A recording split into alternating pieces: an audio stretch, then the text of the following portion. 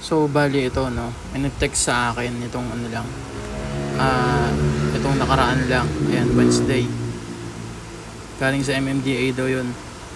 So ngayon ginawa ko, kinopya ko yung link, ayan, tapos pinaste ko sa browser ko. Kung mapapansin nyo, no, ayan, no, iba yung website nya, gov.mmdatw. So hindi ako maka-access kasi nga naka VPN ako. So tinanggal ko yung VPN, ayan, gumana na siya. Tapos yan, kung makikita nyo dyan, ayan, kagana na yan. So kapag ka dinaretso mo kasi yun, dadaling ka mismo dun sa website nila na which is peke. Tapos dyan mo ilalagay yung plate number mo. So i-browse natin yung website. Click ko yung pinaka home, ayan, dadaling ka mismo sa portal ng ng LTO, which is legit yan, legit na portal ng LTO yung dinala ka dyan. So hindi ka na makakabalik dun sa link na binigay nila. Pero binak ko siya. Ayan, nakailang back din ako dito para makabalik ako dun sa portal. Pero itong portal na to, legit tong portal na to. Ayan, legit yan. So gagawin ko dyan, ibaback ko siya. Tapos ayan, mag-iimbento na ako ng peke plate number. Tingnan natin yung mangyayari. Ayan, peke yan. Pansin nyo naman siguro, diba, peke. Ayan, tapos ayan, maglo-load na siya. So 3 days due na daw ako. Ayan, mayroon pa siyang binibigay na ganyan sa rules ng NCAP. Di ko binasa ko. Pati yung plate number ko naka-indicate na rin dyan na pineki ko lang naman. Tapos pinagbabayad niya ako ng 1,000 pesos. Kailangan ko daw bayaran within 3 days. Kung hindi, masuspende yung lisensya ko. Ayan. So marami silang payment option.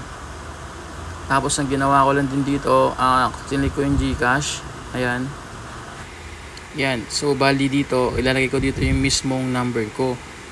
Which is nag-send sa akin ng OTP yung pinaka GCash mismo, pero hindi ko binigay yung OTP kasi possible kasi to na yung site na to, yung browser nila mismo is baka kunin yung mga details ko, information ko, no, which is dapat di ko nilagay yung number ko, no, pero huwag kang mag-alala kasi hindi ko naman nilagay yung MPIN ko dyan dahil tingin ko talaga meron ditong phishing may phishing tong mga to kumbaga kokopay na lang yung number mo.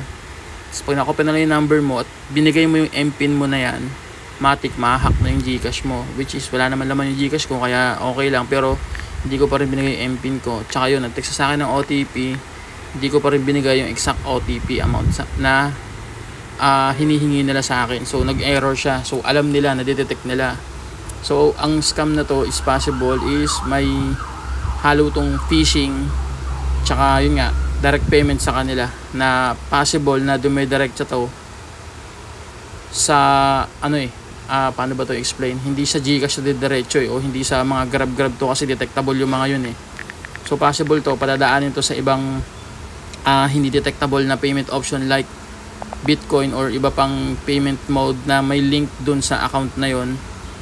So ganun ang gagawin dito, kaya huwag kayo maglalagay ng ibang number. Ito gaya nito sa Grab, ayan, hinulaan ko. So bali hindi gumana yan dahil nga dapat mag-start ka talaga sa 9639, pas hulaan mo na yung next na number, tatanggapin na nila yan.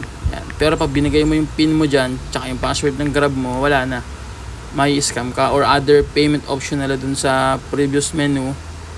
Ayan, wala, may scam ka na dito kahit nasabihin mo na hindi ka nagbayad o basta binigay mo yung exact number mo tapos yung PIN mo o your password mo, ayan, wala, mahahack ka pa rin talaga sa kanya. Kaya mag-ingat kayo sa ganitong modus, no.